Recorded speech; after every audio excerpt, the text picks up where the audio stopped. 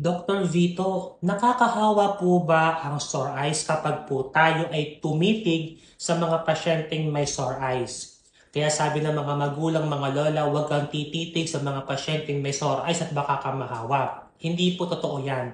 Ito po ay nakakapaghawa sa mga pasyente po kapag po tayo po ay humahawak sa kanilang kamay, yung hand-to-hand contact. Hindi mo kasi minsan naiisip na madumi po pala yung kanila pong kamay dahil ito po ay kanilang kinakamot at pinapahid sa mga matang may sore eyes. Number two, pwede po ito makapag-transmit via respiratory droplet kapag ikaw po ay nagbabahing at kapag po ikaw ay umuubo. Kaya kapag po may mga sore eyes sa inyong paligid, ugaliin po natin lumayo at iiwas po tayo makipag-usap at makipag-contact sa kanila, pakikipagkamayan dahil ito po ay nakakahawa pong karamdaman at nauuso po ngayong panahon.